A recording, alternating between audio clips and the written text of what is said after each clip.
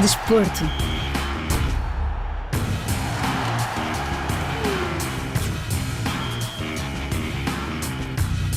Duas seleções lusófonas, Angola e Moçambique, vão participar no CHAN 2023, o campeonato africano interno de futebol em que apenas os jogadores que jogam no seu próprio país africano podem representar as respectivas nações. Concretamente, apenas os jogadores que jogam no campeonato interno, em Angola e em Moçambique, podem representar os palancas negras e os mambas. A prova vai decorrer na Argélia. Após o sorteio, Moçambique integra o grupo A, juntamente com o país anfitrião, a Etiópia e a Líbia, enquanto Angola está no grupo D, com o Mali e a Mauritânia.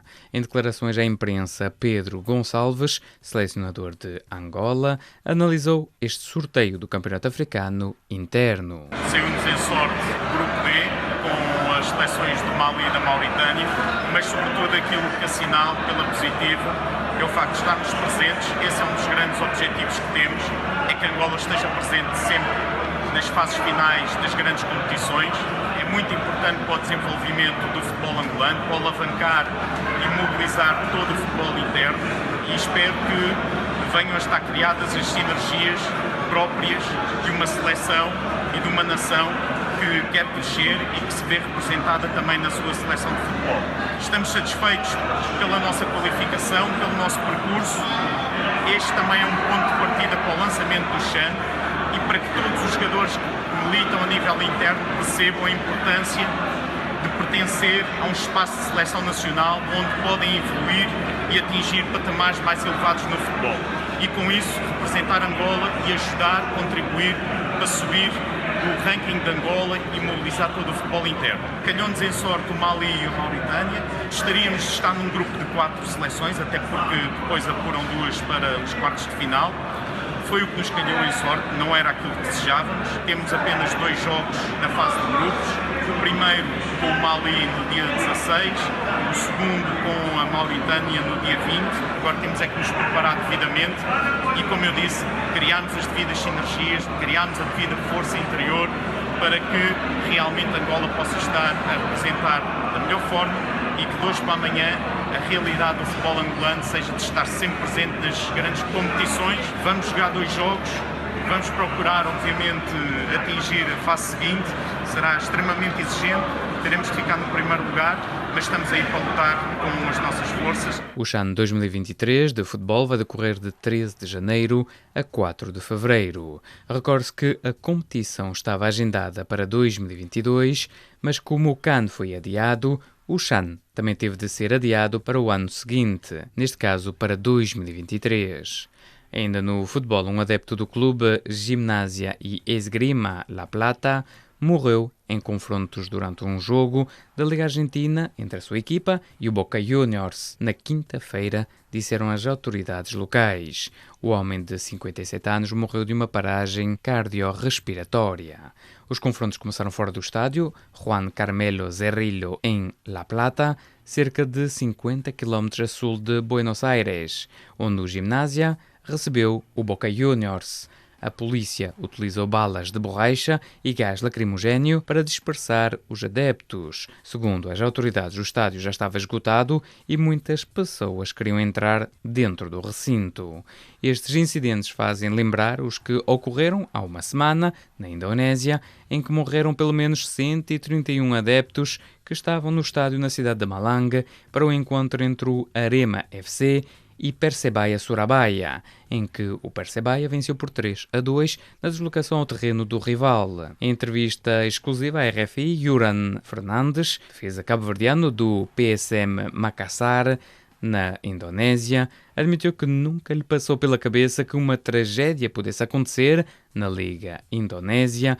Ele que também abordou a sua carreira e a sua aventura pelo território indonésio. Quando soube da notícia, me veio um grande susto, porque tinha acompanhado o jogo e nunca me passou pela cabeça que poderia passar algo do tipo. E as pessoas agora aqui estão tristes com o acontecimento, porque os adeptos aqui vivem muito futebol e nunca passou pela cabeça de ninguém que isso poderia vir a acontecer um dia. Isto aconteceu num jogo do campeonato entre duas equipas rivais. pensava que isto pudesse acontecer no sentido em que o público é apaixonado na Indonésia? Como já disse, nunca me passou pela cabeça isso acontecer um dia.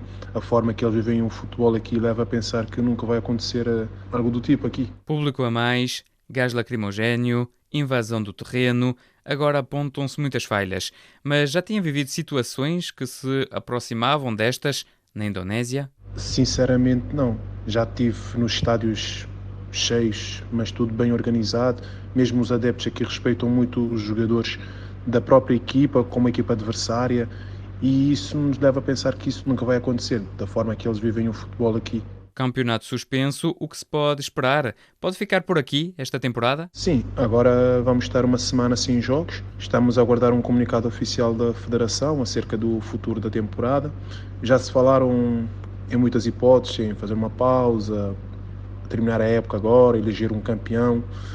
Mas espero que a Federação tome a melhor decisão e a nós só nos resta cumprir o que a Federação decidir. Que medidas podem ser tomadas pelas autoridades ou até pelos clubes? Acho que aos clubes não restam muitas medidas a serem tomadas, a não ser cumprir à risca o que for imposta pela Federação. Yuran, que balanço pode fazer deste início de temporada com a sua equipa? Um balanço muito positivo da minha equipa.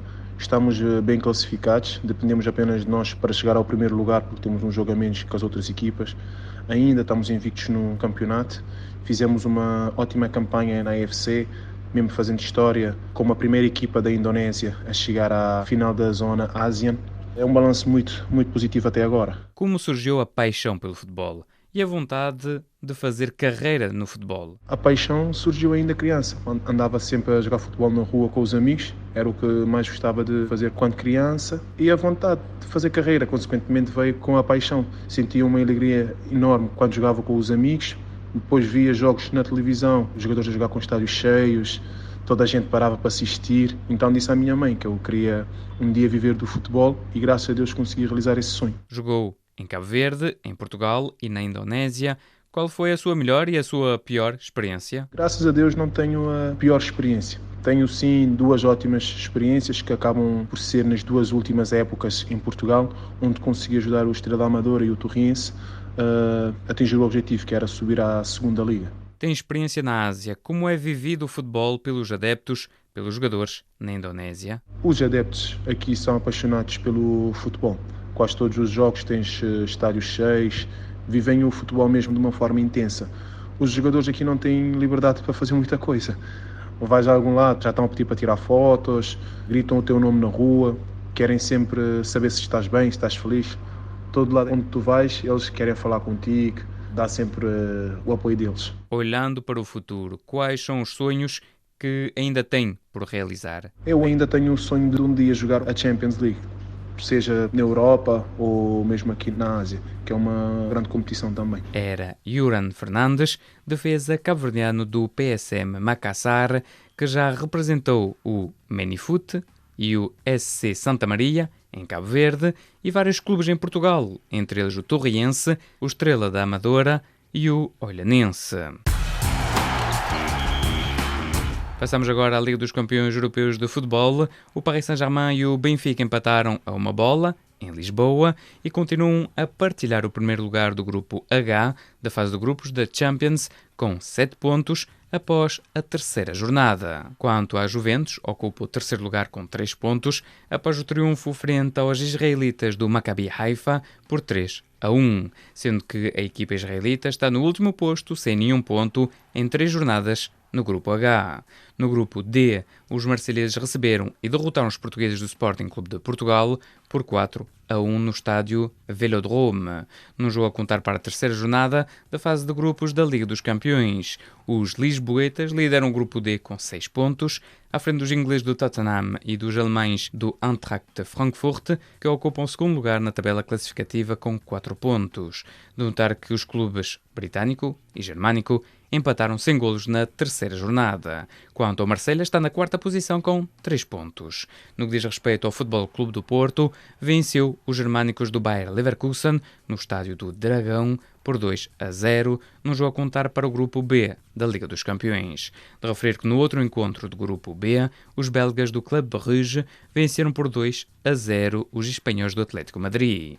Na tabela classificativa, os belgas do Club Bruges lideram com 9 pontos, à frente dos germânicos do Bayer Leverkusen, dos espanhóis do Atlético Madrid e do FC Porto, com 3 pontos. Por fim, no futebol feminino, a seleção portuguesa apurou-se para a final do play-off de acesso ao Mundial, que vai decorrer em 2023 na Austrália e na Nova Zelândia.